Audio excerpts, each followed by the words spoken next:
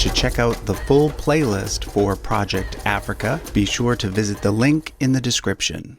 Throughout history, most monarchies have had one thing in common. They have been dominated by men. Some monarchies, such as the former French monarchy, were exclusively male. For example, there has never been a reigning queen of France. Other monarchies, like the United Kingdom, have allowed female monarchs, but only in cases where a younger or older brother was not available. So, for example, Elizabeth II became queen because her father, the previous monarch, had only daughters and no sons. Had the UK followed a strict male-only system, the throne would have passed to her uncle instead, and then on to her oldest male cousin, and therefore the UK would currently have a King Richard IV. Recently, though, they changed things so that in the future it doesn't actually matter if the eldest child is male or female. So, for example, if the UK had made that change back in the past during the reign of Queen Victoria, the throne would have actually passed to her eldest child, who was a daughter, and we would have ended up with a Victoria II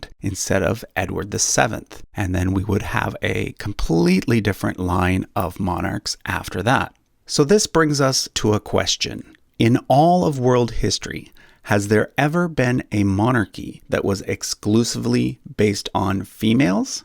In other words, one in which the throne was passed from female to female with no males allowed. The answer is yes, and in fact, that monarchy still exists today. In this video, I'm going to introduce you to the Reign Queens.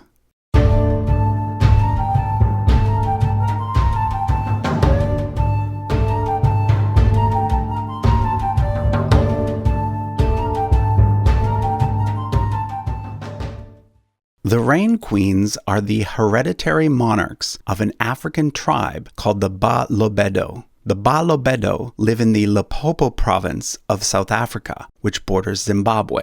Exactly how the Reign Queens came to be the monarchs of the Balobedo is shrouded in legend. There are differing accounts of what happened, but all of them involve a promise of rain-making skills combined with some sort of banishment due to a great sin.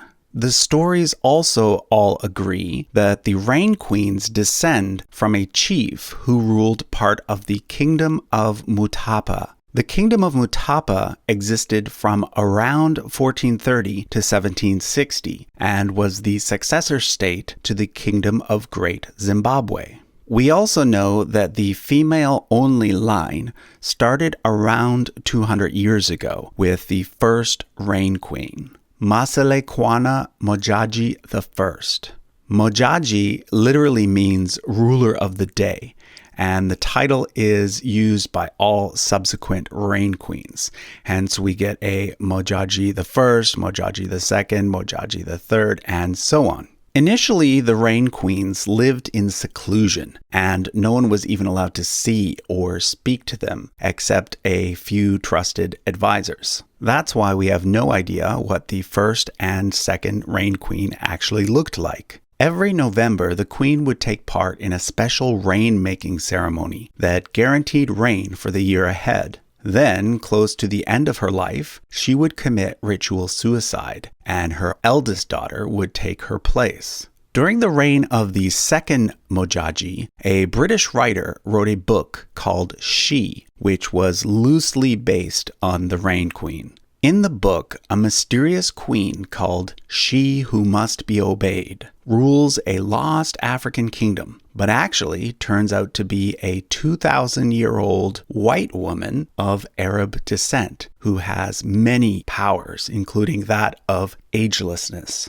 Inspired by the book, the South African leader Piet Joubert was determined to meet the real Reign Queen. He surrounded the home of Modjadji II and demanded that she come out and speak with him. After 3 days, an elderly African lady was carried out on a litter. Whether or not that person was the real Reign Queen, we will never know. What we do know is that that second Modjadji died without any female offspring, and therefore, after committing ritual suicide, the title of Rain Queen passed to one of her sister's daughters. I found it quite difficult to find much information about most of these queens. Perhaps that's part of the deliberate mystery. However, because Modjadji III lived until the late 1950s, a photograph of her has survived. And from this point on, I was able to find a photograph for each of the subsequent queens. Modjadji III was followed by her daughter, who became Modjadji IV. We know that she married a man named Andreas Maake, with whom she had several children, including her eldest daughter, who in 1981 became Modjadji V. Modjadji V was a contemporary of Nelson Mandela, and supposedly the two got along well. There's some rare footage of this Rain Queen available on YouTube via a South African TV channel. I'll link to that clip in the description. Modjadji V's eldest daughter, Makila, was supposed to become the next Rain Queen, but strangely she died before her mother. What makes it strange is that she died exactly 2 days before her mother. So this meant that Modjadji V's 23-year-old granddaughter was now next in line. The tribal leaders waited 2 years and then crowned her on her 25th birthday.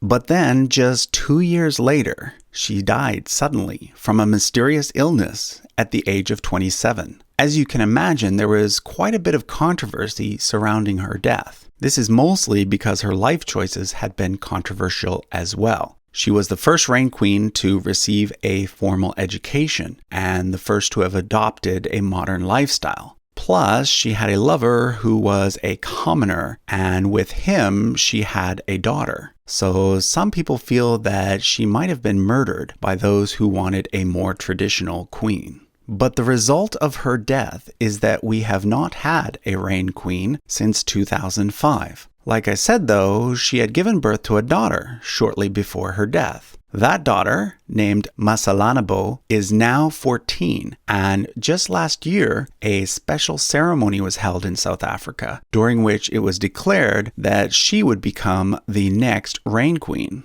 However, this won't become official until she turns 18, which will not occur until 2023. But if all goes according to plan, Masalanabo will become Modjadji VII at that time. There is, however, one other option that some of the members of the tribe prefer. Modjadji VI had a brother who is the current regent and who married a cousin who comes from the female-only line. They have a daughter who is therefore, like Masalanabo, a direct female line-only descendant.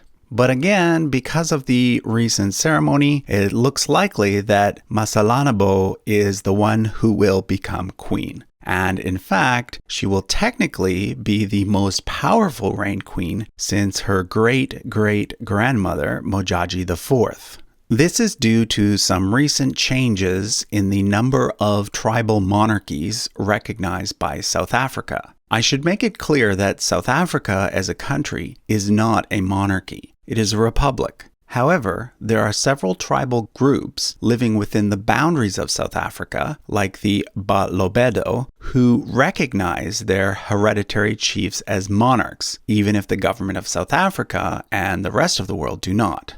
So, until recently, the Rain Queens were one of the monarchies that the government of South Africa did not recognize. However, in 2010, they added the Rain Queens to their very short list of tribal monarchies that they now do recognize. So when Masalanabo becomes queen, she will officially be recognized by South Africa as a legitimate tribal monarch. This will give her the same rank as the current king of the Zulus, Goodwill Zwelithini. One last thing to note. For those comic book fans out there, you're probably familiar with the Marvel superhero named Storm, who has the ability to control the weather. Well, guess who served as the inspiration for that character? Yep, the real-life Rain Queens. So that was a look at one of the most interesting monarchies in the world today, and the only one that is currently based on female-to-female succession. In the coming months, I hope to cover more African monarchies as well. If you haven't done so already, make sure you check out the full playlist for Project Africa. In particular, I'd like to shout out the videos on that list that appear before and after my own. So there's one by the Fiveable channel on Queen Nzinga of Angola, and there's one by the History and Headlines channel on Timbuktu. You'll find the links to those on the screen at the end of this video. If you find history, genealogy, and monarchies interesting, be sure to subscribe to the channel. If you check the playlists, you'll find that I have videos covering the family trees of famous dynasties from all over the world. And to see what else I'm up to, follow me on Twitter or Instagram. Thanks for watching.